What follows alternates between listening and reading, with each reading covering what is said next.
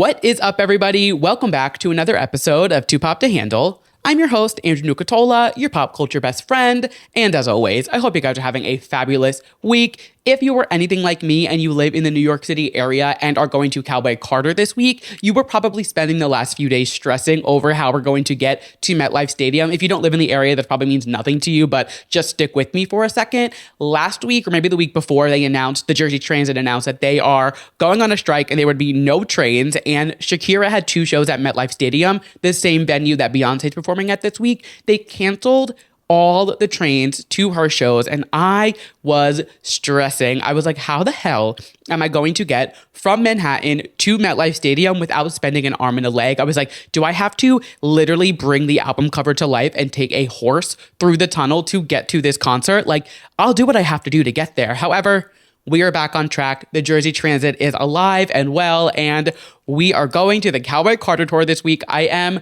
so beyond excited. It's going to be unbelievable. I will give you guys a full recap on next week's episode, so look out for that. I truly cannot wait. Like, I am so excited. I mean, you guys know Beyonce's my girl, but I've seen her so many times live, and every time it just gets better and better. Like, I remember leaving On the Run and being like, she can't top this. Like, this was incredible. And then I went to Formation and I was like, no, this is the best show I've ever seen in my life.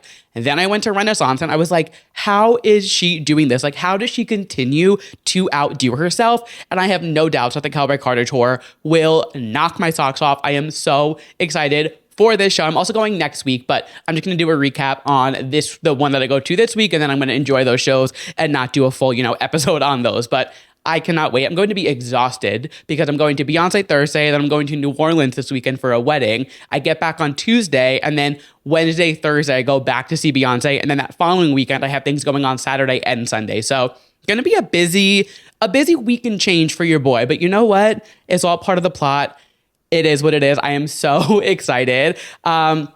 Switching gears a bit, kind of piggybacking quick off of something from last week. I don't want to put this as a story because it's not too much meat to it, but if you are a Taylor Swift fan, a Swiftie, whatever you want to call yourself, you probably know that Look What You Made Me Do in full is featured in The Handmaid's Tale new season. It came out last night, I guess at midnight. It is their 6th season. It is 6 days until the AMAs, which if you listened to last week's episode, I was saying how Taylor rearranged her website to spell out AMAs, and there was a lot of just like weird things going on with her that kind of pointed to the AMAs. Look What You Made Me Do in full being in this TV show 6 days before the AMAs on their 6th season. Reputation is Taylor Swift's 6th album. Again, maybe I am clowning, and I did say I was swearing off clowning. I wasn't going to do it anymore. But these Easter eggs seem significant, and this seems very pointed. I don't know. So I will be clowning, unfortunately, for the AMAs for some type of announcement. Also, in the caption of the post, it said, look what you made me do June's version, which I don't watch Handmaid's Tale, but I'm assuming June is a character in the show. But I also wouldn't put it past Taylor to release it in June, considering the AMAs literally are the last week of May. I could see her doing a quick rollout. I was just talking to my friend Delaney, she's the one who came on and did the Tortured Poets Department recap with me. I was saying how I don't think she's going to do long rollouts for Reputation, maybe for a debut to really like seal the deal and put the bow on it and, end with debut didn't get a big rollout when it came out because it was her debut album. So like I could see her doing a kind of like a smaller rollout for Reputation and just like, announcing it, putting it out, and kind of like not doing anything too crazy. Very like 1989, where it wasn't like thrills or anything like that. But I do think debut Taylor Swift, self-titled, will get a little bit more attention. So I could see her announcing Reputation at the AMAs and then releasing it sometime in June. Regardless, we will see. I could be just pulling this out of my ass and completely clowning. But unfortunately, I'm going to the circus. The clown shoes are on, and I'm banking on something happening at the AMAs. I don't know. I have a feeling. And you guys know, if you've been listening for a while, I usually am so like, no, these theories are they just don't make sense. They're bullshit. Like, this is not what's happening. This time, the clown makeup is on. You can play the circus music. I will own my shit if it isn't the case. But we will chat about that after it happens, and we will, cross that bridge when we get there.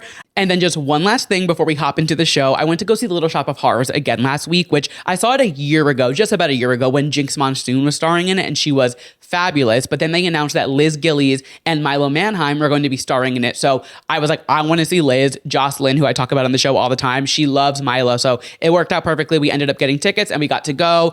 This production of Little Shop is just so much fun, and seeing it with Jinx and now Liz, and like seeing the different production, and obviously pretty much the entire cast was different. I don't think anybody in the show that I saw this year was in it last year. Maybe one or two of the ensemble cast members, but I couldn't like place it fully to be like, oh yeah, that was them, because they weren't like a starring role. However, this production is just so much fun, and I really do think whether you see Liz as Audrey, somebody else as Audrey, or somebody as Seymour, whoever it is, like this production is just so well done and so much fun that I'm just telling you all, like, go see this show. If you were in New York, if you were coming to New York, if you're looking for a show to go see, just to like have fun and like see something silly, this production of Little Shop is so well done and so much fun. And the theater is so small, so it feels really intimate no matter where you're sitting. I was like second row when I saw Jinx. And then this time we were a little bit further back. And even sitting further back, like there were things in this show that I didn't even notice was happening last time because I was so close. And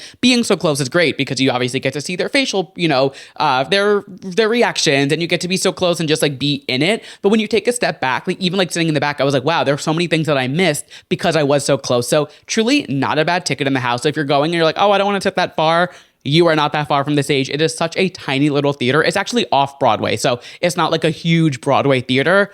Just go see this show. Take my word for it. It was so much fun. Liz really blew me away. Like I knew she was talented. I knew she could sing, but she really took Audrey as like a whole persona. Like I think she just like really clocked in for this and was like, nope, I am not Liz anymore. I am now Audrey. And I have to give Milo his flowers too. He was incredible. I don't know much about him prior. I know he was in like Zombies, and he's been in some like other, I think, like, I don't know about Broadway, but like other stage productions of things. And I don't know much about him other than that I think he's like very cute and fun to look at.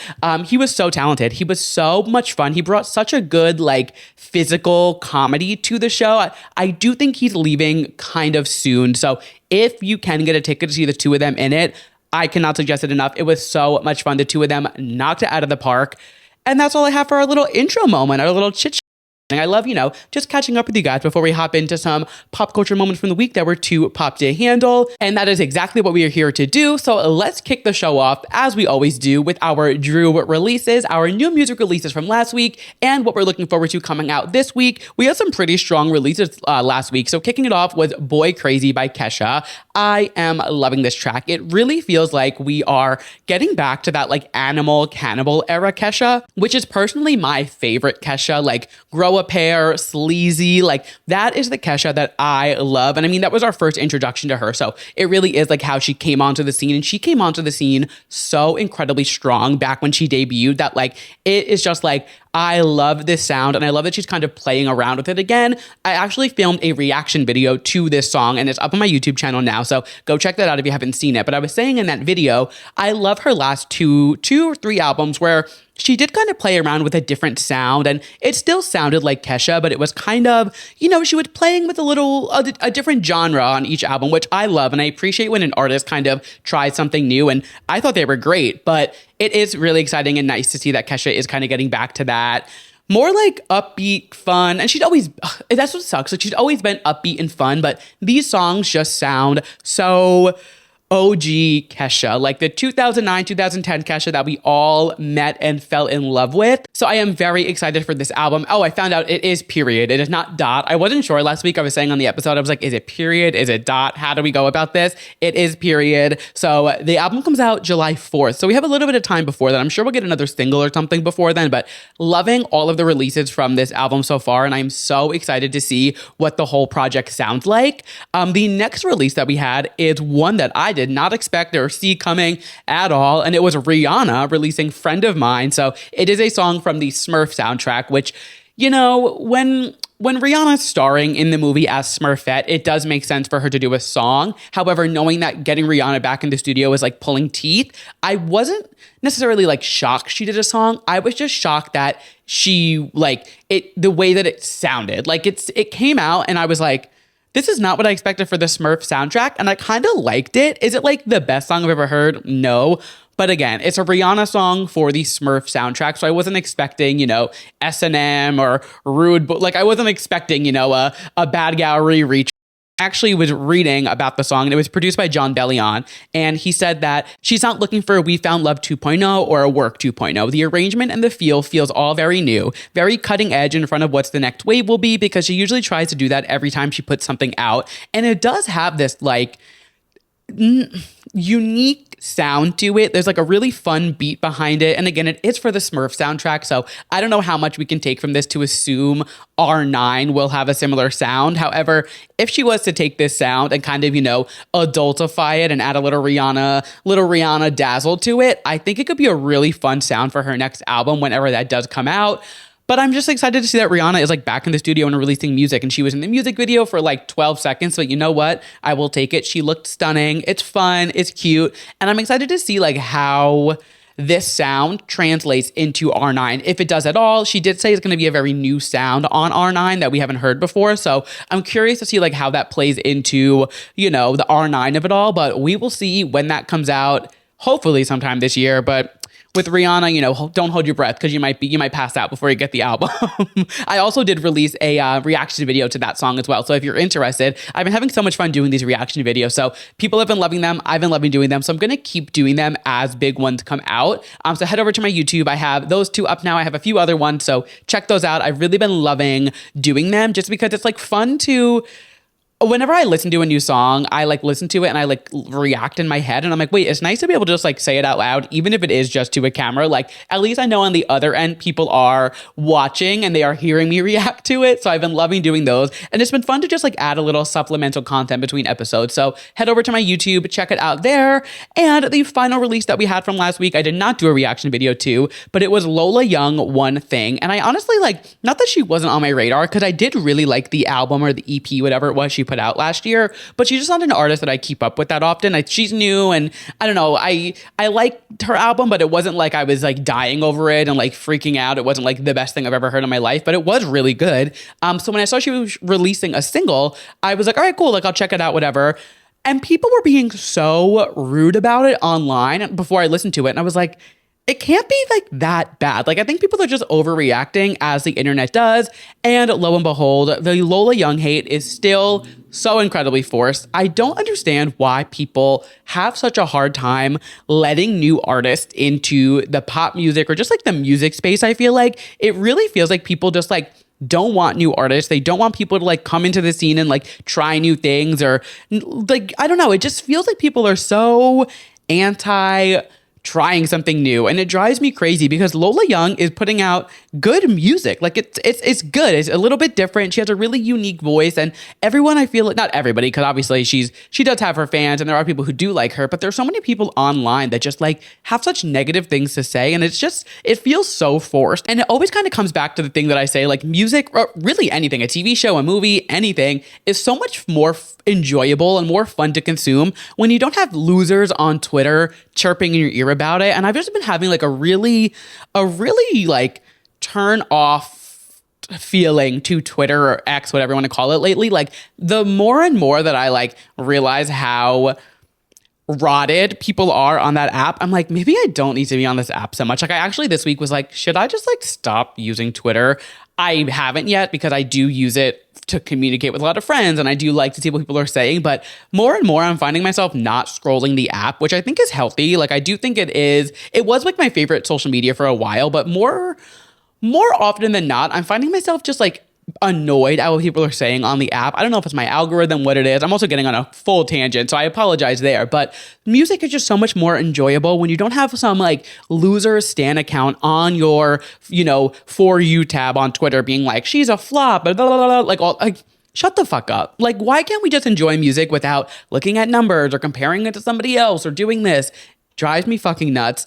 Listen to Lola Young's new song. It is very good. Like I said, it is called One Thing, and I like it. Her voice is so unique, and she has a really like a fun approach to music. I feel like it's very like Remy Wolf kind of, like it just has like a cool vibe to it, and I'm really excited to see what she does next, because the success of Messy last year was crazy. Like, she was everywhere. She did so well. It went viral. It was like charting, I'm pretty sure. Maybe it wasn't charting. I don't know. Regardless, it was doing very well. And I did like her album. It was good. So I'm excited to see like how she evolves from that and what she does next.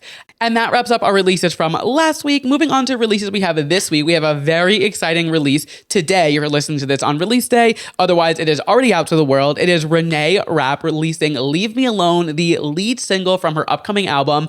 I'm not sure if the album is called Bite Me. That's like the promo that they were doing. And I thought that a single was going to be called Bite Me, but it's called Leave Me Alone. So I'm not sure where Bite Me comes in. Maybe it is the album title. Regardless, the single coming out this week is called Leave Me Alone. I am so excited. I will be recording a reaction video to that. So look out for my YouTube for that. I'll probably release that on Friday just because my episode's going up on Wednesday and I don't want to upload two things at once and like have them competing. So either Thursday or Friday, I'll have that video up. So go to my YouTube, check that out, and we will chat about it next week, of course. And then we also have Joe Jonas releasing his album Music for People Who Believe in Love, which he was supposed to release in October, and then he pushed it back, and he's been releasing singles for it. And I was keeping up with the singles, and I did like what I heard originally, but I haven't listened to anything since like October, maybe November. Has been a minute, because I was like, I don't want to keep listening to singles, not knowing when the album's coming out, and then just like have this false hope. So the album finally comes out this week. I am very excited. We will see, you know, what he is serving on this album, and I'm very curious to see what the rest of the songs sound like. And that wraps up our Drew releases. And before we hop into our moments from the week that were just too pop to handle, I always love to remind you guys that if at any point during this show you are loving what you're hearing, you're agreeing with something I'm saying, you're just like, this is the funniest podcast I've ever listened to in my life, because like, yeah, I know it is, go ahead and leave me a 5-star rating on Spotify or Apple Podcasts. It really is the best way to support the show. I say it every week. Every podcast you listen to says it every single week, but it really is the best way to support. If you're on YouTube, or if you prefer a video podcast and you didn't know, yes, I am on YouTube as well with a video every single week. Go over, hit subscribe, hit like, drop a comment, share an episode with a friend. Really just, you know, spread the love of Too Pop to Handle. It would mean the world to me. And thank you to everybody who has already left a rating or a review or subscribed. I really do appreciate it. And it really does mean the world to me. And that being said, let's get into our moments from the week that were just too pop to handle. Some pop culture rapid fire, kicking it off with some news that I was actually going to talk about this a few weeks ago, but I was getting so frustrated every time I thought about it that I was like, I'm just going to bitch and rant. And like, I have nothing constructive to say about this because it's so enraging. And then yesterday it was announced that Sesame Street is coming to Netflix. And I was like, you know what? This is the right time to talk about it. So before we get into the new news about it, if you have not seen, Trump and Congress and, you know, the administration are trying to cut, or maybe they already did, cut funding for PBS, which to me is so frustrating. I grew up on Sesame Street, specifically Elmo. Like, Elmo was my world. I literally named my grandpa's dog Ellie because I couldn't say Elmo when I was a kid. So I would say Ellie, and we named the dog Ellie after Elmo. Like, Elmo was my guy growing up. And thinking about like all the things that kids have learned from Sesame Street and, you know, all of the free education it has given us, like, I don't know what my childhood would have looked like had it not been for Sesame Street, which saying that at 30 years old is like seems so silly, but like it is such a sentimental part of so many people's lives. I mean, there's a reason it's been on for like 50 something years. And when I saw that they were trying to cut funding for PBS, even not just Sesame Street, like Zoom, I was obsessed with the show Zoom. I remember like watching that show and being like, all right, I have to go do this craft. I have to try this. The Muppets, like there's so many things through PBS that just help shape education and kids, you know, mental health and development and things like that. And when I saw that they were trying to cut funding for these programs, it really just like infuriated me, and I was so mad. But then yesterday, like I said, it was announced that Sesame Street is moving to Netflix. And at first I was like, all right, this is great on one hand. I'm happy that, you know, Netflix is going to swoop in, kind of save the day, and they're going to get some funding from them to keep the show going, because it does serve such an important purpose in so many children's and families' lives. But then I was like, the whole point of PBS is to bring free education to kids who, you know, maybe they don't have the money to go to other programs or do, you know, things like that. Like, you know, if they can't go to a daycare or things like that. Sesame Street was serving a purpose to teach them things before they went to school or while they're in school, and just to kind of give a not a free education, but free resources and a free TV show for these kids to watch and learn while they're meeting these Sesame Street characters. So I was like, yes, it's great that Netflix is saving the day, but now Sesame Street is behind a paywall. Then I did some research, and I'm seeing that a lot of people aren't realizing this, but they came up with a sick deal. So Sesame Street is going to be on Netflix, but on the same day, it is going to air on PBS and the PBS Kids app. So it is still completely free for people to watch these new episodes of Sesame Street. And this deal is more so just to get Sesame Street on a more global platform, which, I mean, how more global can Sesame Street get? I guess as global as Netflix will take it. So they said that this unique public-private partnership will enable us to bring our research-based curriculum to young children around the world with Netflix global reach, while ensuring that children in communities across the U.S. continue to have free access on public television to the Sesame Street that they love. Like I said, episodes will be available on same day on the PBS stations, providing a boost for the broadcaster, which is currently fighting the, potentially getting their funding cut. So there really is a silver lining for this. And this isn't a story I would typically cover on the show, but just seeing, the shit show that the government in the US is right now, and like seeing that there is some silver lining to one of the insanely twisted and evil, like defunding PBS is just evil. Like, it is rotted. It is evil. There is all they do is help children and their program. And it's not like it's taking away. I mean, maybe it is taking away from something else, but it blows my mind. So when I saw that there was a silver lining to all of this, I was like, thank God, Netflix for stepping in and saving the day. Cause Netflix, they're a little wishy-washy, they definitely gotten a little too corporate than they used to be, but it is what it is. Very happy to see that it will still be available on PBS, and that kids will be able to grow up the same way I did, watching Sesame Street and learning the word of the day or the letter of the day, whatever it was. So very exciting news. And I'm just happy to see that some of these big corporations like Netflix or things like that are kind of not taking a stand against what evil things Trump and his minions are doing, but they're stepping in and being all right, you know what? We have the money and the funds to do this. Let's help a little bit. And we're still going to provide, these resources to children on a free public broadcasted television channel so they don't feel left out or gypped, because that is the whole point of Sesame Street. So I just love this. It's important to hold on to the positive news when it comes to anything political right now. And though Sesame Street isn't political, they were in just as much danger as some people in the country right now. So to see any type of small win like this, I mean, it's a huge win really, but to see any win like this, battling against Trump and his evil, clan, love to see that. So I had to come on and share with you guys some of the good news. And moving right along into our next moment of the week, that was just Too Pop to Handle, a little more typical Too Pop to Handle news, some concert news. So Halsey kicked off her For My Last Trick tour last week, maybe the week before now, but she kicked off the show. Looks fabulous. Let me just say, the production looks great. She looks great. It looks like a killer show. I unfortunately can't make the date that she has in New York, so I will be sitting this one out, but the show looks fantastic. If you want to get tickets on SeatGeek, use code 2POP2HANDLE, save $20. But anyway, not what we're here for. Over the weekend, I want to say it was maybe Saturday night, Sunday night, one of these days, she sent out a text to, I guess, everybody who was in the general area through her community number and said, you guys are getting a new type of show tonight. It is called Dealer's Choice. And essentially she said, respond with this if you want me to play deep cuts, respond with this if you want me to play the hits, just kind of keep it like a banger after banger show. And they responded, they did their thing. And then throughout the night, she would have different fans pick different songs. So she had one person, I think, go on stage and pick from a deck of cards. She had one person, they rolled a dice. They did a magic 8-ball, very, magician, which makes sense for the theme of the album. And I thought it was such a cool idea, and Dealer's Choice and For My Next Trick or whatever, For My Last Trick, whatever, just very cool and a really fun concept. But now it's bringing up these, complaints and these things online. And this is not Halsey's original concept. She's definitely doing it in more of a bigger way than most people, but doing a surprise song, things like that. This is nothing new. Katy Perry does this every night on tour as well. She lets people choose their own adventure on her tour, and they get to pick between, I think, 2 or 3 songs from an album, and then she performs deep cuts.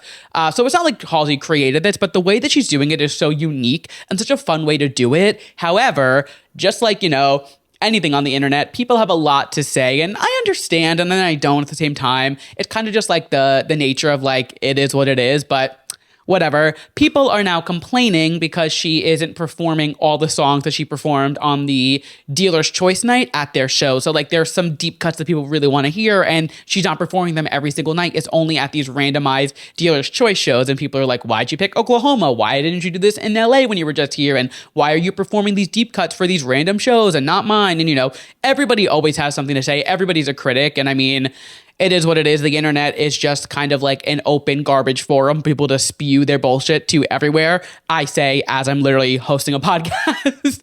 That being said, I thought people complaining online is going to happen always. Like that's going to happen regardless. It is what it is. However, Halsey's response to the way that the crowd reacted was so interesting to me. And I thought it was just so, it was just so Halsey, like it's so what you would expect from Halsey, but also I was still like, what the fuck? Like, why would you do this? So she went on TikTok and posted, literally she was like in her outfit from the stage. She had probably just walked off. You could see the sweat. Her hair was literally like drenched in sweat from performing. And she posted a TikTok basically saying, I just performed Is There Somewhere, which if you don't know, it's a song from her first EP. So it's years old now. It's like a deep cut, but it's one of those songs that like, the fans know it, like the real big fans know it, but it's not like a regular Halsey listener who just knows her from the radio and, you know, like Closer and whatever would know these songs.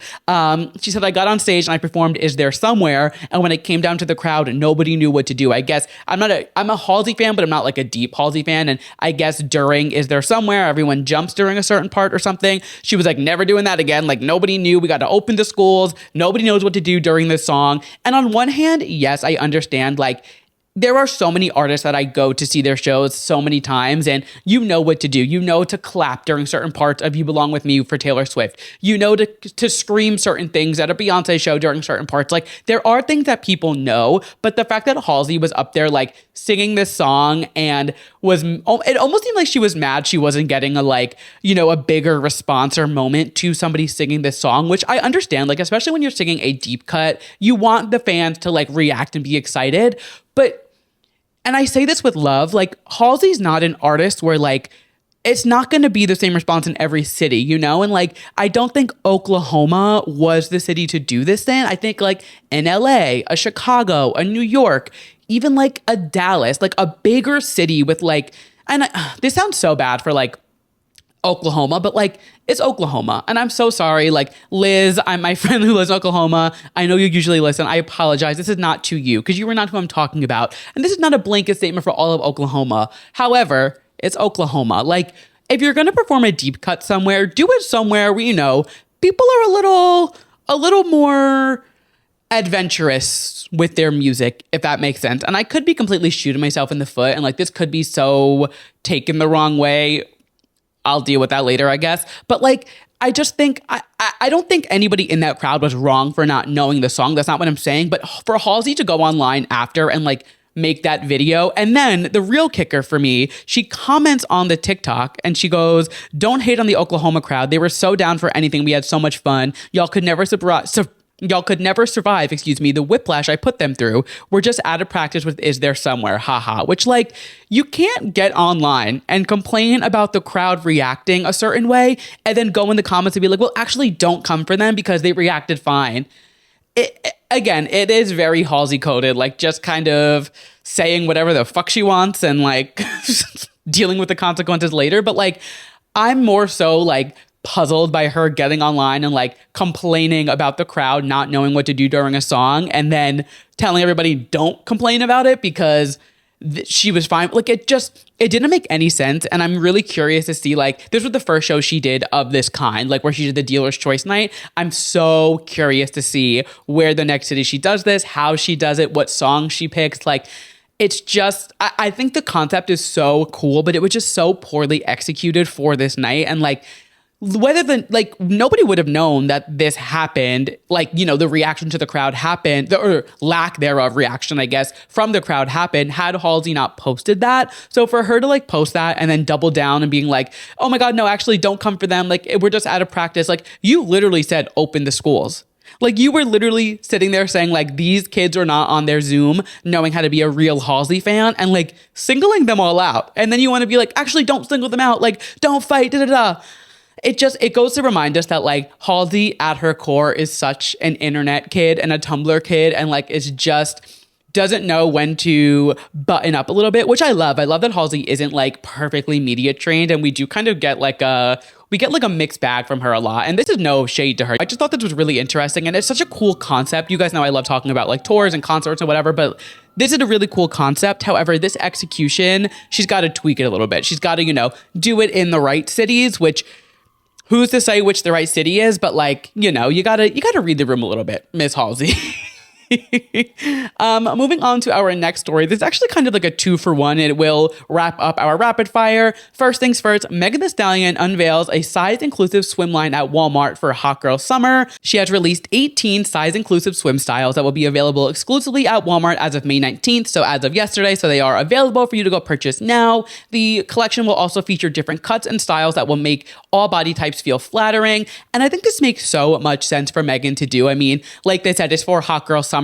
Megan's whole brand is Hot Girl Summer. She is always, working out. She's always in a bikini. She always looks fabulous. I mean, you guys know, I think Megan Thee Stallion is the most beautiful woman in the world. So I think this makes so much sense. And I think doing it at Walmart it just gives more people access to it, which I love. I think for a while we were seeing a lot of artists only want to partner with like bigger brands, designer brands, or it was a little less inclusive. It's supposed to be a little more exclusive, I guess, and like not everybody could afford it. So to see Megan, who is one of the biggest rap stars in the world right now, doing a line with a more wallet-friendly brand, I love that. I think it makes so much sense. And like thinking back, like remember when Miley did her Walmart brand back in, 2009, 2010, Miley and Max? Like that was huge. It was everywhere. People were flocking to Walmart to get these clothes. So I think there's a nice inclusive feel to this, especially being size inclusive. So there's different cuts and styles and all these different size ranges for everybody. So I love this. I think it is so smart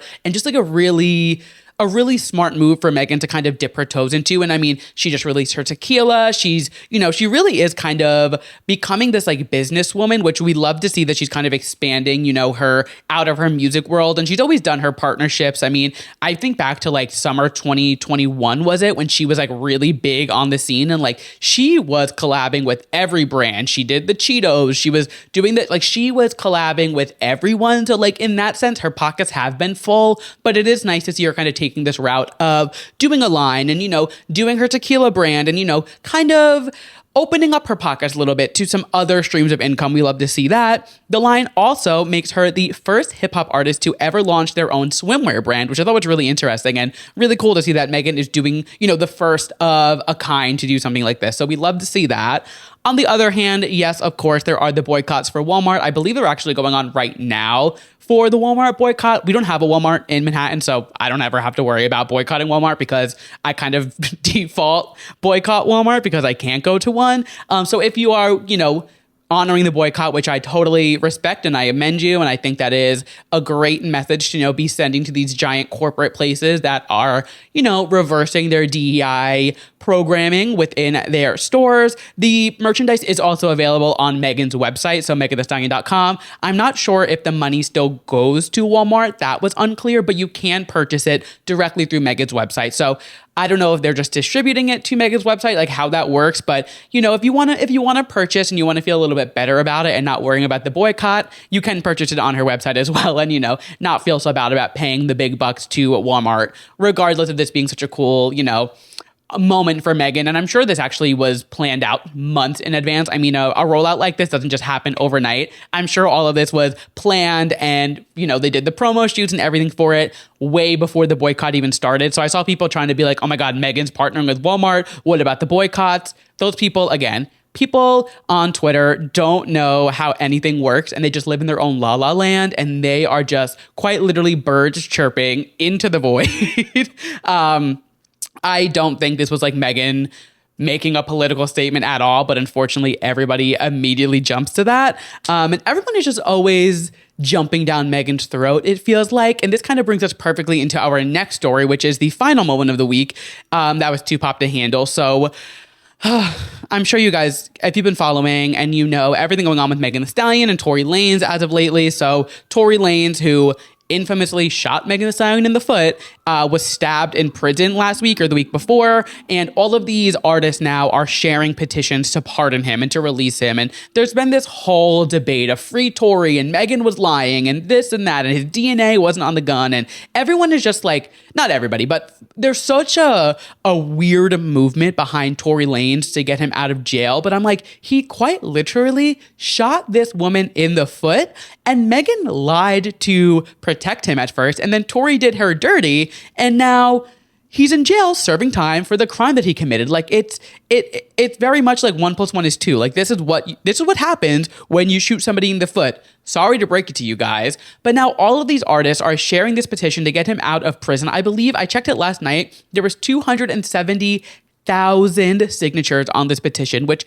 just blows my mind. But then I think like Chris Brown is performing an entire sold out tour later this year. Chris Brown, actually, who is in jail right now until June 12th, I believe, and his tour starts on June 8th. So we love to see that they're really fucking up his plan. But like Chris Brown has been on successful tours and albums, and he was nominated, questionably might have won a Grammy last year. I forget if he won. I know he was nominated. But it's like the way that people just allow these men to do these terrible things to women and then just continue to support them and like blindly be like, oh, I don't care, like whatever, like it wasn't me, so I can still support. It just blows my mind. And for so long, Megan has not made a statement, has not said anything, probably for legal reasons, but also like she doesn't want to be bothered with this. I mean, Megan Thee Stallion has been through so many traumatic things in her life. Both of her parents are dead. She has had she got shot in the foot. She has had her friends turn on her in the industry. Like she has had such a crazy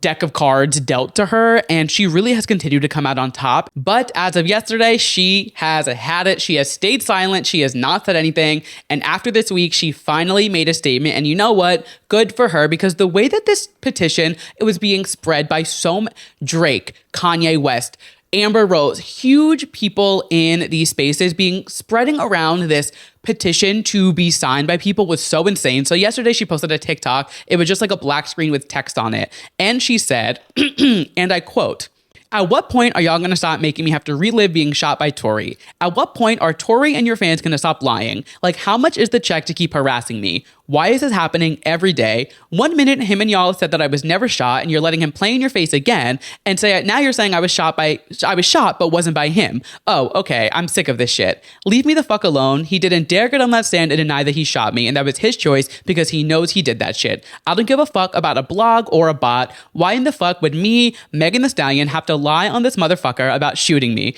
How y'all mad at the person that got shot? Facts are facts. He did it. It was proven in court. Fuck the hate campaign on the internet. Tory, you shot me. Ain't no new fucking evidence. Y'all been saying the same shit for years. Tory, please leave me alone. You're a fucking demon. I'm off this silly internet shit. Bye." And you know what? We gotta clap it for Megan, because she said it perfectly. She said, why am I, Megan Thee Stallion, lying? He was proven to have shot me in court. He admitted to it. This is nothing new. Like, nothing new has come out about this other than people feeling bad because he was stabbed in prison, and now people are saying he shouldn't be in prison at all, and this, that, and the third. If you shoot somebody, well, I guess in our government, it's not true, but in a perfect world, when you shoot somebody, you go to prison because you shot somebody, and that is illegal. That is potentially attempted murder. Like, you just shot somebody. Why is there this campaign to get this man who shot somebody else, take the celebrity aspect out of it, take Tory Lanez and Megan Thee Stallion's names out of it?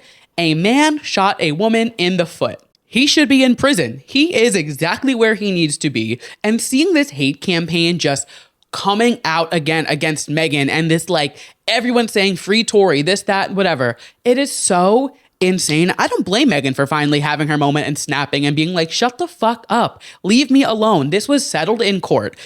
I can't imagine dealing with this, having somebody who she was so close with. Her and Tory were connected at the hip. For him to have shot her, put her through all of that to try to defend him, then to go back on his word. They go to court, they settle it, he goes to jail. She's like, all right, I'm free, I'm done. She doesn't have to deal with it anymore. For this to still be coming up, this has nothing to do with Megan anymore. He is in prison. He got locked away for what he did. Why are we still going on this parade trying to free him? And it's it just is so it just blows my mind. Like nobody, I just don't get it. I don't understand where where it makes sense to keep making her relive this trauma and relive this moment in her life that is clearly so detrimental to somebody's mental health. Like this just makes no sense to me and it drives me up the wall. I hope Megan is taking care of herself. I feel like she is, like, she's much smarter than most people and like she does have a really good head on her shoulders because unfortunately she has been through so much.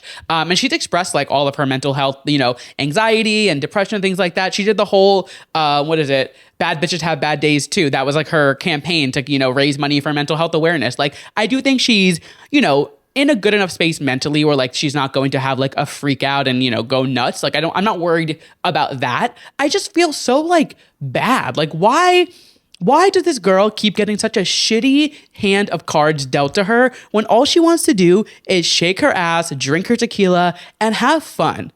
Fuck Tory Lanez. Fuck everybody who supports him. Megan Thee Stallion, you will always be famous. And there is a reason that Tory Lanez is in prison and Megan Thee Stallion is free and taking over the world. That being said, let's wrap it up before I get too heated about the topic. And let's move into our main segment of the show. We are chatting all about Lorde and her new Rolling Stone article because there was a lot in this article to digest. You guys know I have been so excited for this new Lorde album. I cannot wait. And this article really gave us a good insight to like where she was at mentally and, you know, what to expect from this album.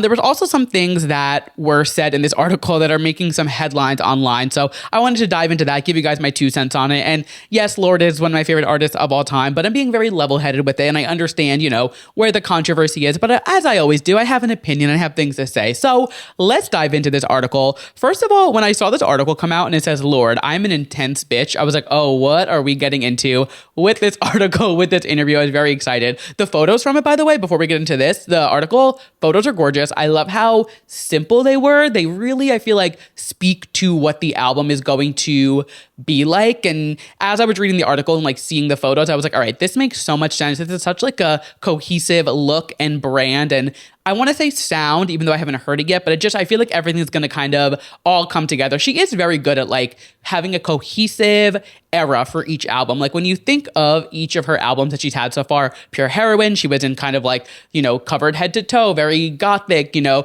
her hair was always in her face and she was like this teenager just going through these things. Melodrama, she was in a breakup and she was, you know, she was dancing a little bit more and she was having a little more fun with her clothes and she was kind of coming into this new being. Solar Power, all about the sun. She was wearing yellows and airy and bright. You know, she really does a good job at like her music and her albums kind of reflecting her personal style and what she's going through, which I think makes it so fun because it still does have that Lorde-centric feel to it at the core, but they're always so different, but still the same, if that makes sense. Like, it's always still a Lorde album. It's always in the lyrics, it's in the vocal abilities, in the production choices. It is a Lorde album, but they always give a little bit something different, and I'm really liking what we're seeing and hearing so far for this album. So let's get into this article. I think the biggest thing is obviously she was telling us a little bit about like how Solar Power and Virgin are different. She was saying that for Solar Power, she was feeling tranquil in New Zealand. She literally said she was like, I throw my phone away. Like she's not on her phone. She's unplugged. She's just like enjoying herself and like taking in all that nature has to give. And then with Virgin, this new album, she said that she was living in New York, feeling more like an artist. And this album, it has rebirth stitched into every line. The album is feral, wild, and physical, full of Lorde's most from-the-gut singing ever. The album was also described as rugged, vulnerable, and messy. And then Lorde said, I've never been more addicted to my phone. I think to be a good artist, you have to have a sense of what's in the water. And I'm on my phone way more, but I've also never read more. I've never looked at more art. Maybe it balances out somehow. And hearing her say that and thinking back to Solar Power and like the such contrasts within everything so far about this era. I mean, thinking back to Solar Power, when she released that album, there was no physical CDs because she didn't want to create plastic that would end up in a landfill one day. She literally only released the vinyls and she released, they were like boxes almost. I forget what she called them, but there were these like boxes that had like photo cards inside, and there was a code that you could use to unlock like a message board that she was using to communicate with us, and you could download the album that way. So there was no physical CDs because she really wanted to, she was thinking of the earth. The album was all about nature and solar. I mean, it's literally called Solar Power. Like it was all about, making sure the earth was nurtured and things like that. So to see this and, she's being like, I'm on my phone so much more. And she even like thinking of like the marketing techniques, like for Solar Power, if they would have been like, get on a TikTok and make a video, there was no way in hell that Lorde was making a TikTok. And for this, the first time she teased what was that was through a TikTok, and she's been posting more. And we're seeing this, like she said, this rebirth and this new kind of persona. And every time Lorde releases an album, she always says, the only reason I release albums every 4 years or whatever, the cadence is, it's because I need to live my life and find out who I am. And hearing this already, this is just the beginning of it. We have a lot more to dive into from like what she's gone through in the last few years. It really is showing us that like this is a rebirth of her in some sense, and honestly in a lot more senses than just her using her phone, but which we'll get into in a little bit. I'm thinking like with Solar Power, she was emailing us. She would send us these emails and we would hear from her every so often. Now she's texting us more and she's posting on Instagram more, and she's doing more of this traditional marketing kind of thing, which we just didn't see with Solar Power. So right off the bat, just from there, from a marketing and like persona, there's such a different feel to it. She also said that there was a completely different approach in the creation of Virgin versus her last two albums, Melodrama and Solar Power. She said that with Solar Power and Melodrama, the album title and the concept came first, but this time she wanted to create sounds that could later become songs. So I'm thinking on this album, we're going to get a lot more experimental and like production heavy songs that they're going to obviously make sense and tell stories, whatever. But I think when you think of Melodrama, that tells the story of one night. She had that concept. She had that idea. She knew it had to start with Greenlight and end with Perfect Places because it tells the story in between. With Solar Power, she wanted to disconnect from everything. And she was telling these stories of this land that she created, thinking of the music videos. Those were like these different worlds that she was escaping to. And that time was like the pandemic, and the world was shut down and closed, and she was living in such literally a different world. She was living in New Zealand, and now she's back in New York. So she had this idea of telling the story of these worlds and how they, intertwine into what she's dealing with or whatever. And this time around, she really was focusing on the sound and the music, which I'm excited to see like what production choices she makes. Even listening to What Was That, there's like that it almost sounds like unsettling, but in a good way, where it's like that like that high pitch, like you know what I mean, like in the chorus, in between the verse, between the lines.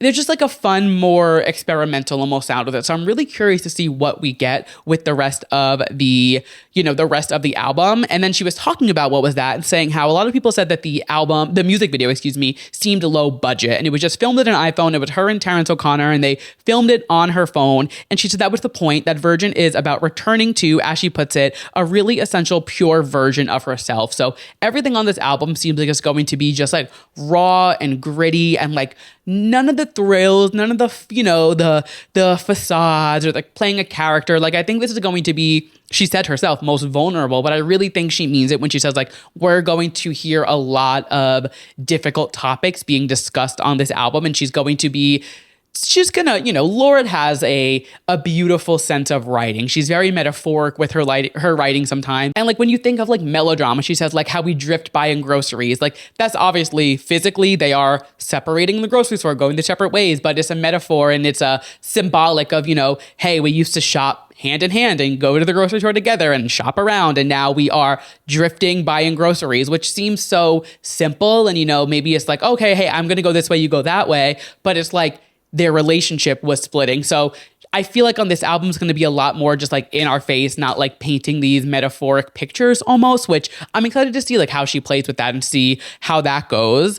And speaking of some of the messaging and some of the topics that we're going to hear on this, she went through a breakup in 2023. She was dating Justin Warren, who is a director for Universal Music in New Zealand. They dated for a while. I want to say they've been dating for like 6-ish years. So definitely a rough breakup, I could imagine. And what's interesting about that is like, we don't know much about their relationship. We don't know a lot about like the behind the scenes. Her last album didn't really give us too much of her relationship life. Like we learned a little bit about her and, her story and things that are going on, but it wasn't as tell all as a relationship. And that's kind of the story that we get with her. We never really learn about like the relationship itself until after it ends. If you think of melodrama, like that story is talking about the relationship after she's broken up with, or they broke up. I forget who broke up with who, whatever that was. And, you know, even Pure Heroine, she romanticizes relationships. She romanticizes the dating era, but then we never really know a lot of what's going on in her relationships while they're happening until they end, or, you know, whatever comes next. So I'm curious to see like what she tells us about their relationship and what we didn't know, because they've been dating for so long that it spanned 2 album cycles. Yeah, because Melodrama was about her previous relationship and then they started dating after that. So we're really, I feel like, going to learn a lot about their relationship and, you know, whether it was a good breakup, a bad breakup. I think we'll learn kind of as we go. And as I said earlier, this is like a pure essential version of herself. So we're really going to learn a lot about her and like who she is at her core, I guess. And when you think of the album cover, it's literally an x-ray of her pelvis. Like it doesn't get more "this is me" than showing us your bones. And her body plays a really big role into this entire album cycle. She opens up, in trigger warning, we're going to talk a little bit about eating disorders. She opened up about her eating disorder, saying that she was restricting herself from eating and counting all of her calories. She was worried about her protein intake. And she actually says that this album starts the day that Solar Power got released. And I was actually at Good Morning America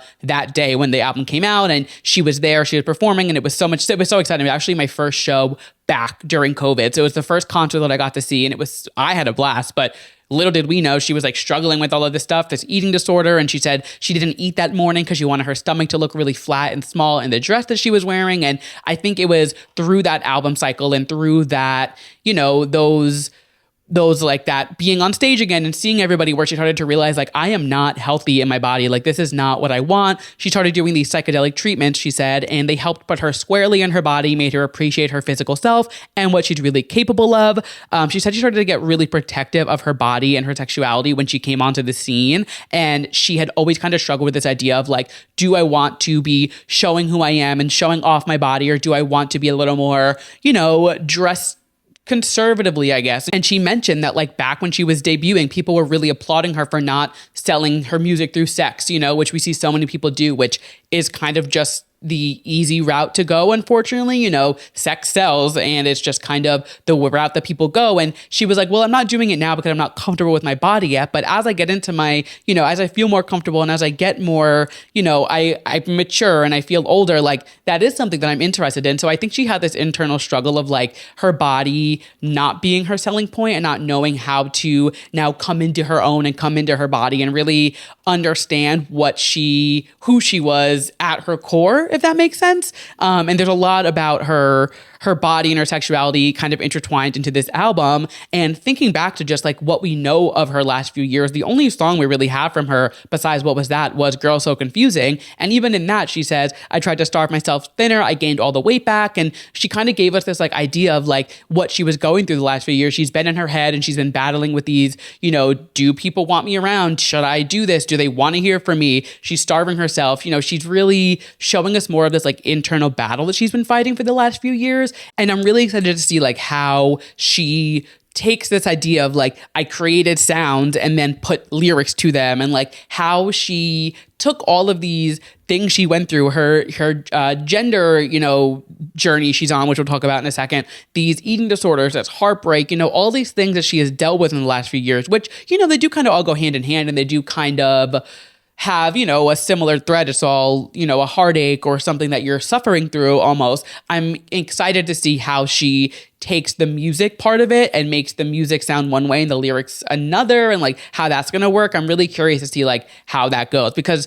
when you think of Hard Feelings and Loveless, like the way that those are 2 songs put together and they kind of perfectly like fade out and into each other. Think of the outro of Supercut when it's like really long and she's in her head and it's repeating over and over and over, and she's literally in her head. You know, she does so many things sonically that help tell the story story of the lyrics. And when the lyrics come first, that's easy to do. But when this album, she's creating the sounds first, I'm curious how those sounds are going to mimic what she was feeling. And I'd be curious to know, like, okay, here's the demo track that we created. Then I wrote lyrics to it. How did you tweak it? What did she adjust in the production cycle that, then made those lyrics kind of come to life? Because that's what's fun about a Lorde album. Thinking back to Fear Heroine, she played a lot around with like the idea of like starting in the right ear and then moving to the left. And that's kind of what like got you almost like engulfed into the album, is the fun production choices that she made, whether it was, like I said, going from one ear to the other or like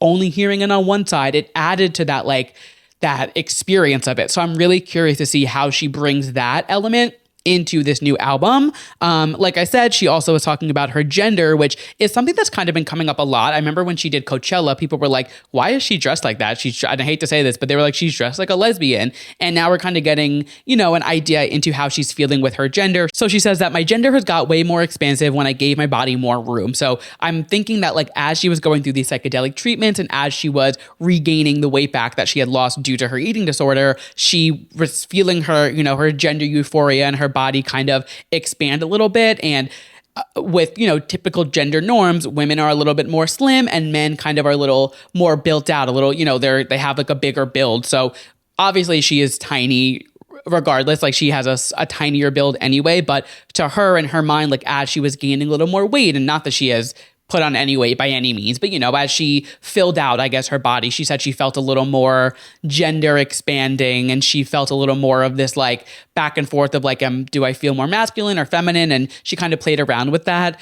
She says that Virgin's opening track, she tells the tale of her rebirth, which she said rebirth is in every line of this lyric. So this is like an overarching theory or overarching theme rather, that we're going to get throughout the album. And she says that some days I'm a woman, some days I'm a man. And it kind of stemmed from Chappell Roan asking her, are you non-binary now? She said, I'm a woman except for the days where I'm a man. I know it's not really a satisfying answer, but there's a part of me that is really resistant to boxing it up. So it seems like she's in this place where she's very gender fluid. And I saw a lot of people questioning this online, being like, okay, well, are you non-binary? Do you use he, him pronouns? Do you use they pronouns? And she does say that she still uses she, her pronouns. Like she is feminine, she is a woman, but there are some days where she feels more masculine and more feminine. And in today's day and age, gender is such a spectrum and there is such a fluidity within it. I think so many people want a label because they don't understand gender expression and gender fluidity. And, though to some people, they're like, what do you mean? Some days you wake up, you feel like a man, some days you feel like a woman.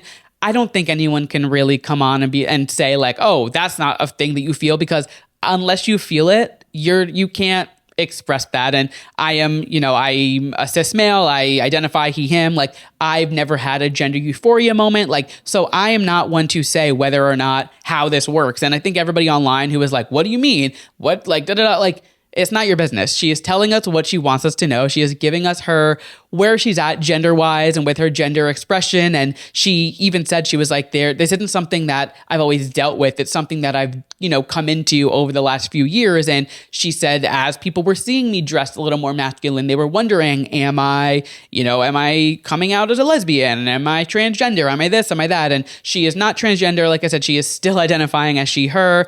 She actually said, because I did have this like moment where I was like, this is going to raise some red flags. And she kind of, picked it up at the end. She said, when it comes to trans women and when it comes to, or just trans people in general, what they go through, she said, I see so many incredibly brave young people and it's complicated. Making the expression privately is one thing, but I wanted to make it very clear that I'm not trying to take away any space from anyone who has more on the line than me, because I'm comparatively in a very safe place as a wealthy cis white woman. And I think her saying that and being able to be like, I know that what I'm going through is nowhere near what somebody who goes through a transition or somebody who can't transition because of their financial or the government or whatever it may be. They're not in a safe place. Like, she's like, I know that I am in a much more privileged space, and she's not taking up that space. And I appreciate that she's so aware of the fact that like, hey, I am not a trans woman or a trans man. Like, I am just experimenting and feeling my gender fluidity as I go. And she's not identifying as a certain,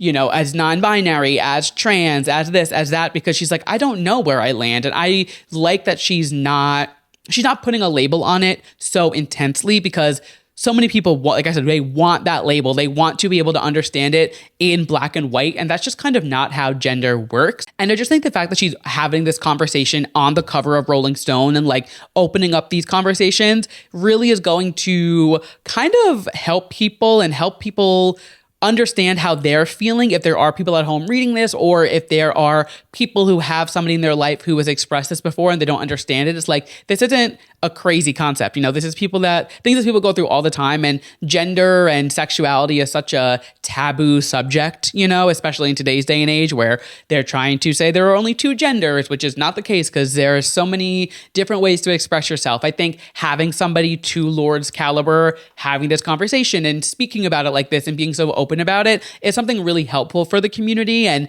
I think people are focusing too much on the label and they're like, why is Chapel asking that? Why is Lorde not giving a straight answer? And it's like, because you don't need to. It's nobody else's business. Lorde identifying as she, him, her, they, this, that, whatever, like doesn't affect your day-to-day at all. And I think it's more so people need to take this as like a good thing that we have somebody, like I said, to Lorde's caliber having these conversations. One thing that I did read, and I personally didn't understand it, but it's not for me to understand. She said, I felt like stopping taking my birth control. I had cut some sort of cord between myself and this regulated femininity. It sounds crazy, but I felt like all of a sudden I was off the map of femininity, and I totally believe that it allowed things to open up. And I know, shocker, I've never taken birth control. This isn't something that I've ever dealt with firsthand. But I didn't, when I was reading this, I was like, I would imagine it be the opposite way, that coming off of birth control, and she was saying how she got her menstrual cycle for the first time in so long, and she was experiencing her period and menstrual cramps and, all of these things that are so tied to being a woman and, are more feminine traits because it's not something that men go through. I would think it would be the opposite, that coming off of her birth control would make her feel more feminine.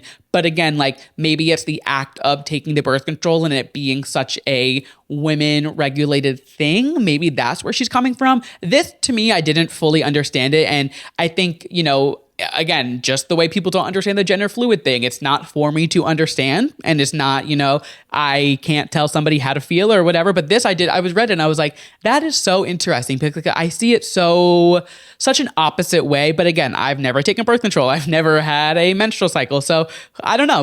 Let me know if this is something, if this makes sense to anybody else. Because to me, I was like, I can understand everything else. And even like some of the things that people were ragging on her for, like we'll get into in just a second. But this, I was like, I don't know. This, I didn't understand where she was getting at this, but you know what? Not for me to understand.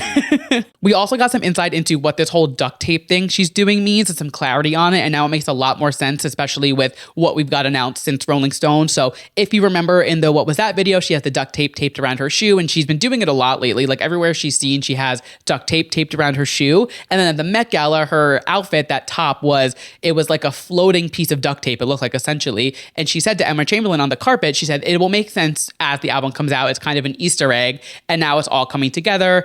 She said that she had a vision of herself wearing duct tape on her chest, and it had a feeling of rawness. It wasn't something permanent. So kind of acting as like a binder, as people would wear a trans person. It's something that they wear to kind of compress their chest, to kind of give them that gender euphoria that when female to male, when they, their breasts are something that kind of gets in the way of their gender expression, they'll wear these tops that will compress their chest. And this is kind of what she did with the duct tape to kind of get that same idea. She said, I went to the cupboard and I got the tape out. I did it to myself. I have this picture staring at myself, and I was blonde at the time. It scared me what I saw. I didn't understand it, but I felt something bursting out of me. It was crazy. It was something jagged, and there was a violence to it. And when I read it, it started to make sense of like the way that she feels about her gender. It's like, it's something that she doesn't really know how to tackle. And she doesn't understand. I don't think she even understands what she feels and why she feels this way. So it's a really interesting thing. And like, I'm so excited to hear more about this on the album and kind of understand what she's feeling and what she's thinking and how it kind of affects her day to day. And when she wakes up feeling more masculine versus more feminine, like how her days differ and how, kind of have it all just plays into like this more vulnerable version of Lorde that we're getting on this album. And then yesterday, she announced that we're getting a new single next week called Man of the Year. And the cover is literally, I'm assuming, either that photo or a recreation of the photo she's talking about of herself with the duct tape on her chest. The album artwork is literally just her chest and her torso. She's in a pair of like blue jeans and she has duct tape around her chest. So literally it looked just like the Met Gala outfit, just with duct tape and not a Tom Brown outfit. So it really is all kind of coming together, and we're seeing these Easter eggs kind of revealing themselves as we go. We don't have a release date just yet for the single, but she said next week. So I'm assuming next Friday, which is the 30th. Again, I will definitely do a reaction video to that. And I am going to do an entire album breakdown of this album when it comes out later next month. So look out for that. Obviously, I'll keep you guys updated as we go there. And then the final thing we're going to talk about from Rolling Stone is like the big controversy that she is facing right now. And it is the statement she made about Pamela Anderson and Tommy Lee's sex tape. So she said that during her second trip of the psychedelic treatment, she started to research Pam and Tommy's sex tape. She said, I found it to be so beautiful, and maybe it's fucked up that I watched it, but I saw two people that were so in love with each other, and there was just this purity. They were jumping off this big boat. They were like children. They were so free. And I was just like, whoa, being this free comes with danger. She also said that the consequences of freedom have been on her mind a lot lately. And she realizes that the consequences of not taking the risks could be way worse.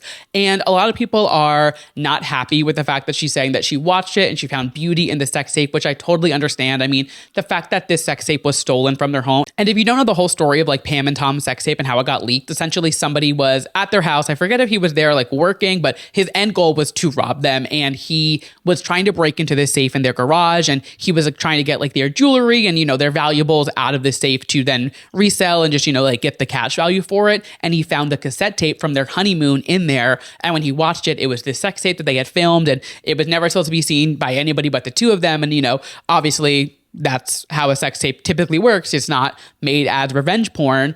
This guy got it. He started distributing it, and he was trying to sell it to all of these different like porn sites, and they wouldn't put it on their website without signed consent from Tommy and Pam, which makes total sense. But then he started to just like sell it to people one off. So they'd be like, all right, pay me this much, I'll send you a copy of it. And that's how it kind of started to get distributed. But this is like before the internet is what the internet is today. So Pam and Tommy had no idea that this was happening. And I think it was an interview with like the New York Times or the Daily Mail. And they were talking about it. And that's how they found out. Like they found out through an interview that their sex tape was getting leaked. And obviously it's just, I mean, their story is, it has its flaws, and I'm not, applauding anything in their relationship. But when you look at what Lorde is saying, and she's saying like they were so in love and they were just doing this thing for themselves and they were so carefree, and then it got ripped away from them, and they had to deal with this now that the world had their personal tapes, and they were like viewing this moment that was so intimate between the two of them. I think I understand where people are frustrated and not happy with what she's saying in terms of like it being beautiful. But when I think what she's saying is like at its core, the idea of somebody making a video like this with their lover where they are so carefree and they're so in the moment, and a sex tape, that's so intimate, that is your most intimate moment with somebody. It doesn't get closer than having sex with them. So for them to be filming their honeymoon and, they're these two lovebirds, I believe they were only dating for like a year before they got married. Like it was very much like they fell in love, whatever in that moment. And I think where people are getting frustrated is the fact that she's like admitting to researching this thing that's kind of like a taboo topic that you don't talk about in culture, which I totally agree. You shouldn't be, exploiting somebody's leaked sex tape or things like that. And I do think like her being on this psychedelic trip probably led to that. And I don't know when this happened, but like there was the whole Hulu documentary or TV show that came out about Pamela Anderson and Tommy Lee. So like it might have been top of mind, and I'm not defending what she said, but I do see both sides of it where like, yeah, no, you shouldn't be applauding this and being, supportive of the fact that somebody released this as like revenge porn, essentially, especially knowing Pam and Tommy's story. But I think what she's saying is she was like, hey, I was tripping out on psychedelic drugs. And to me, just watching two people having this intimate moment felt so beautiful. Again, I'm not defending what she's saying because it's definitely a crazy statement to make, but just reading this article and reading the things that Lorde is saying in this and saying how she had this vision of herself wearing duct tape on her chest. So she went to go do it, and how she has all of these like crazy, I don't know, these psychedelic trips, and she goes through all of these like euphoric moments. Like, is it that crazy that she's having this psychedelic trip and is researching weird shit? I don't know. Again, I'm not defending it. I'm not coming on here and being like, you guys aren't understanding it, because this is not the case. I completely understand where this is wrong to say it, but I do understand what she is saying, and I think it's just kind of getting taken the wrong way. It could have been left out of the interview. She didn't need to go on and say that she researched this, but I think she wanted to do it for this reason, to be like, hey, this is where my mind goes when I'm on these trips. And I'm seeing the beauty in this pure innocence. And, you know, this whole album is like her at her purest, most vulnerable self, which when are you more pure and vulnerable than when you're having an intimate moment with somebody? So I think that's the message she was trying to send with it. And, you know, there's a lot of things in this article where I was reading it and I had to like really think about it and really be like, all right, in the context of this album and what we know about Lorde, and as somebody who is a big Lorde fan, that probably also really helped that I know a lot about how she writes and, you know, stuff like that.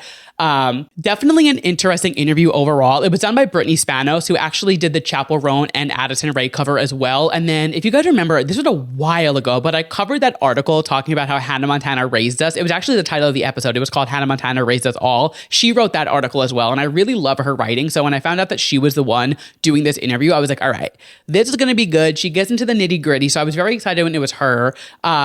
Definitely some things that like Lorde had said that I was like, did we need to go there? But you know what? I think, like she said, this album is so vulnerable and so raw and authentic that, yeah, I guess we did have to go there because that's what she wants to portray with this album. And it definitely got me really excited for what's going to be on the album.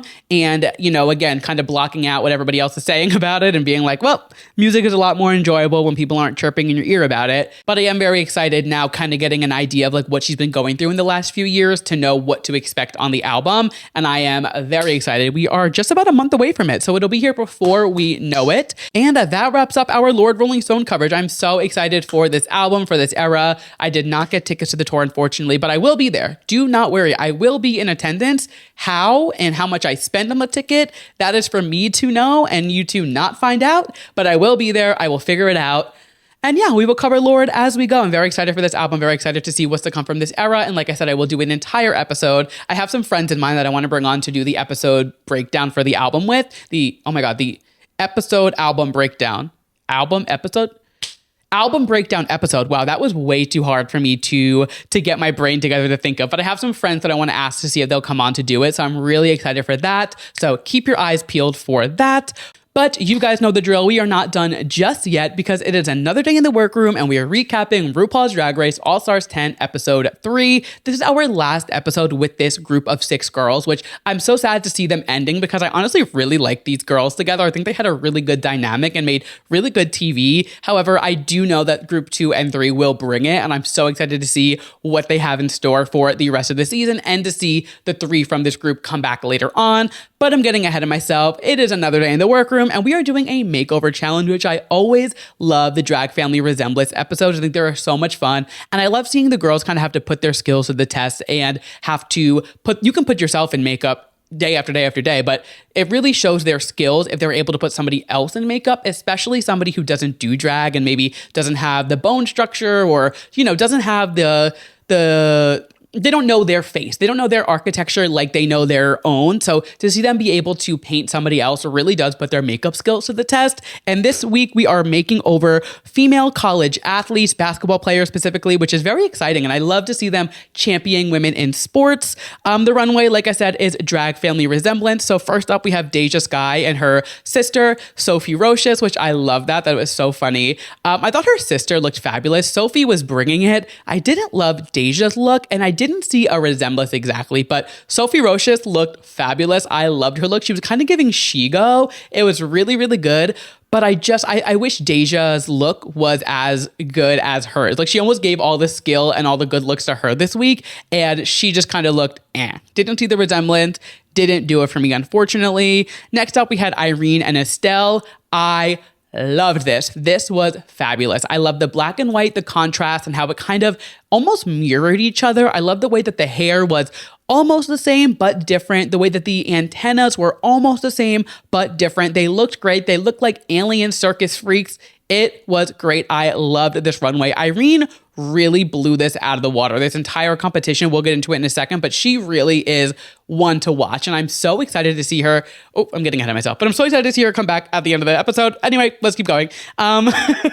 Next up, we have Bosco and the Goddess. This was gorgeous. They looked so good. There were so many little intricate details, but my favorite detail was the fact that Bosco's hair was white with a black stripe and hers was black with the white stripe. I love that inverted detail because, again, this is drag family resemblance. So you want to look like each other and look like you're from the same drag family, but we don't necessarily need you guys to be in the exact same outfits. And I think that her and Irene really demonstrated a really fun way to do similar outfits that look alike but aren't exact copies of each other. This was a knockout week for both Irene and for Bosco. Next up, we had Olivia and Octavia. These were so cute, a little more matchy than Irene and Bosco did, but I think it worked so well. I loved like the musical aspect of it, the piano and the guitar when they walked out and Olivia came out first and then like grabbed the wire and pulled her over. I thought that was so smart. The headphones connected and the music, it really all just like came together. And as RuPaul said, the asymmetrical afro, not something that you see done often, but she did it so well. They looked stunning and they really did look like sisters. Like they looked like they came from the same house and looked fabulous. I loved this look on them. Next up, we had Aja and Tiva. This wasn't terrible, but just like the judges said, it was very costumey. Like it very much gave, they went to a costume store, bought a green and a purple fairy dress and put it on. They looked good. It wasn't bad. They clearly looked like sisters because they were basically wearing the exact same outfit, but it just looked a little like, okay, cool. You got fairy outfits on. There wasn't as much drag to it as I wanted, but they didn't look bad by all means. And then finally, we had Phoenix and Maya. I love the fact that Phoenix played into her and India's matching entrance looks. I thought that was so smart and such a fun way to do a drag family resemblance. They looked great. They almost looked too much alike. Like there were some parts where I was like, who is who? Like they looked so similar. I thought this was great. It was very matchy, but I think the reference point that she was giving was so smart to play into that and such a iconic callback to a moment that happened so many years ago. Loved this. I thought it was really, really fun. And then we have the song, which like I said is Shoot Your Shot. And I thought this was a really fun song. I thought they had a lot of fun with it. I love the fact that the sisters and like the drag daughters, whatever you want to call them, like were in it. They were choreographing with them and they really took these girls out of their element and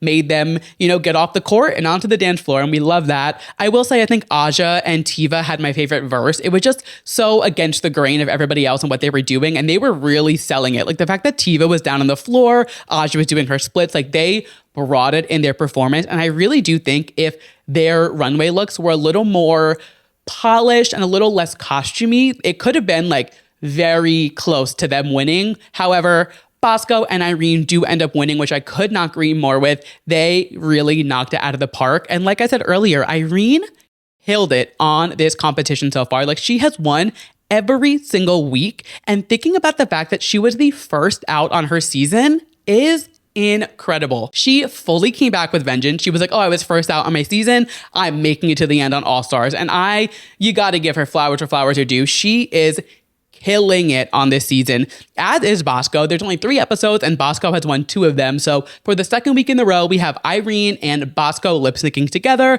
And let me just say, Bosco during this lip sync, that might be the most beautiful anybody has ever looked during a lip sync on RuPaul's Drag Race. Like Bosco is so unbelievably stunning. It is crazy. Even not all done up. Like when she was in the workroom at the beginning of the episode, when they were like shooting hoops at the beginning, so hot, truly stunning. But that lip sync look at the end with the fully bedazzled bodysuit and the hair, like she looked otherworldly, which when you're standing next to Irene the alien, looking otherworldly is a hard thing to do. She looked unbelievable. I am obsessed with her.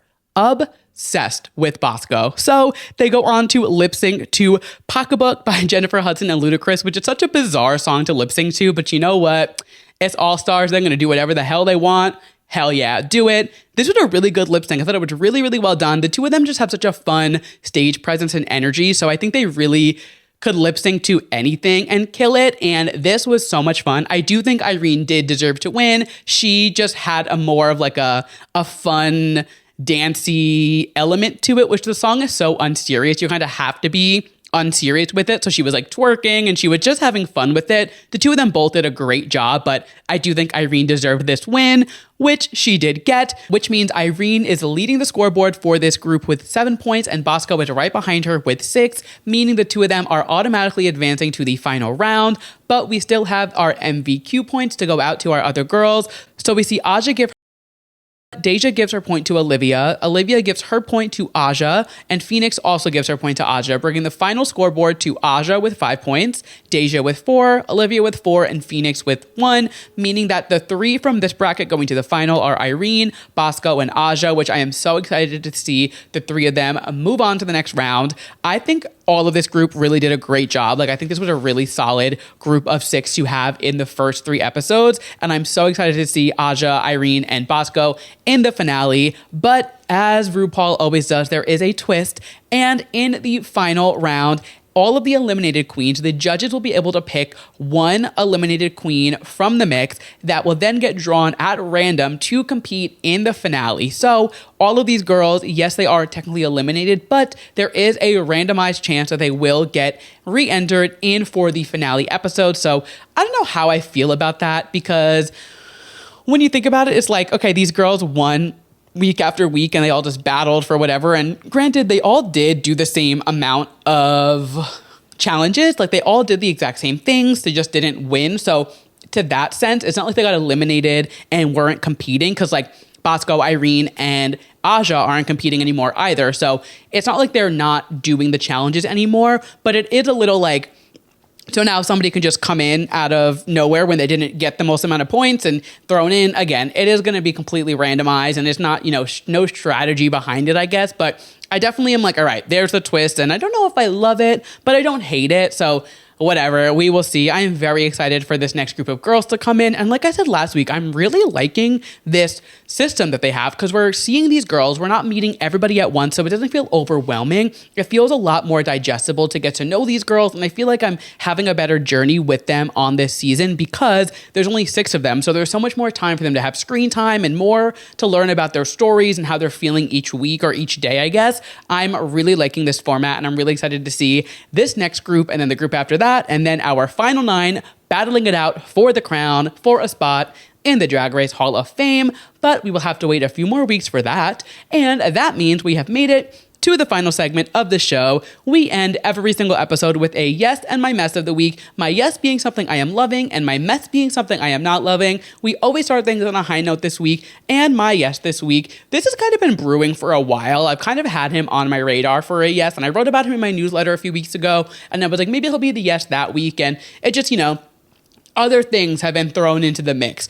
But this week, I have to give my yes to Pedro Pascal. He's been on these press tours, Cannes over the weekend promoting Eddington, and he just is, I feel like, doing everything right. He's on the right side of history. He's very fun to look at. I mean, he went crazy viral because of his outfit he was wearing last week that was showing off his arms. Everybody was thirsting over him there, which, I mean, can't blame them. He's very fun to look at, but he has just been very vocal on a lot of things that some celebrities wouldn't necessarily be so vocal about. So a few weeks ago, he was seen wearing a t-shirt that said "Protect the Dolls," which is from a London designer. And when you buy the t-shirt, the proceeds go towards making sure that trans hotlines and the helplines for them to get the resources that they need are still running, and completely funding that. So I love that. And then they asked him about all of the things going on right now with, the deportation issues and things like that. And he said, obviously, it's very scary for an actor participating in a movie to sort of speak on issues like this. It's far too intimidating, the question for me to really address. I'm not informed enough,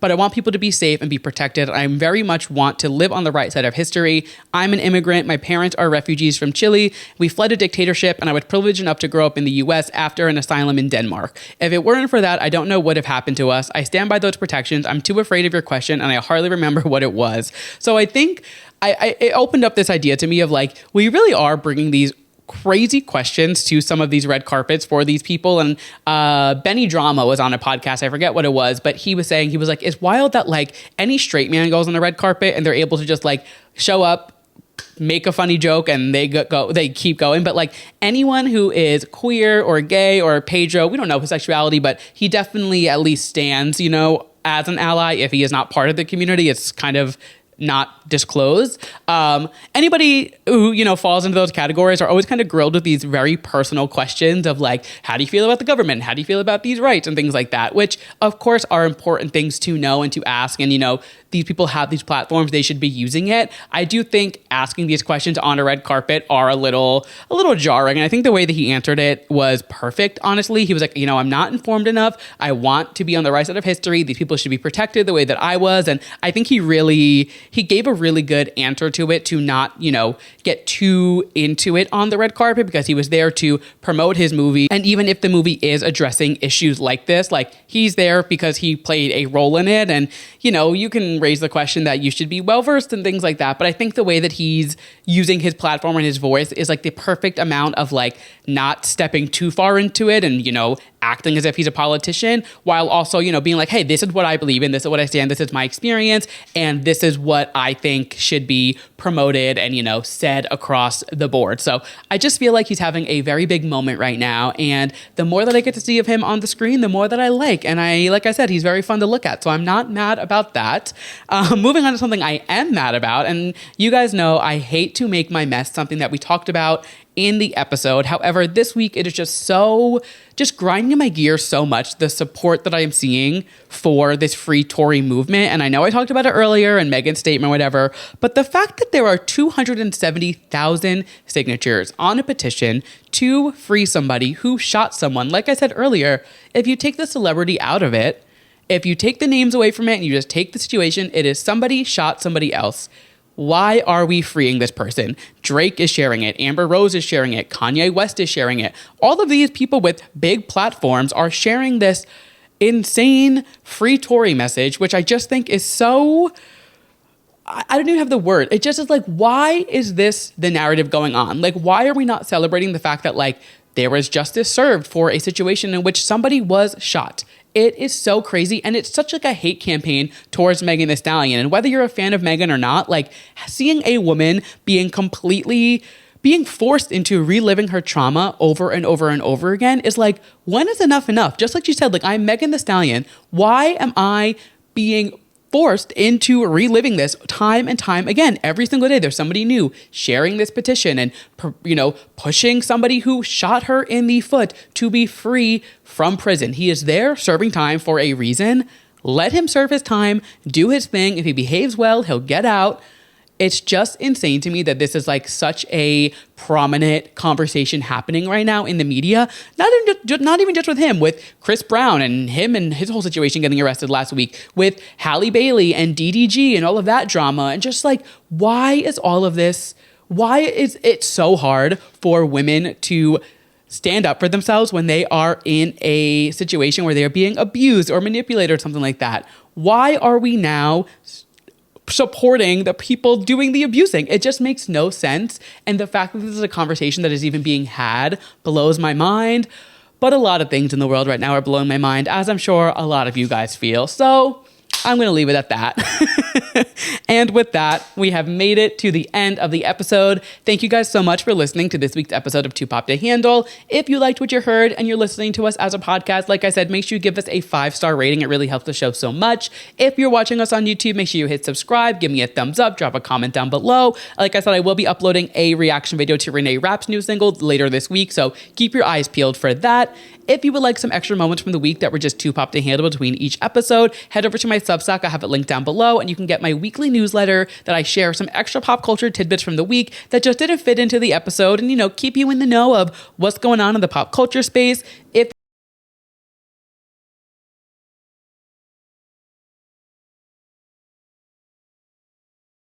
I will catch you guys next week. Bye.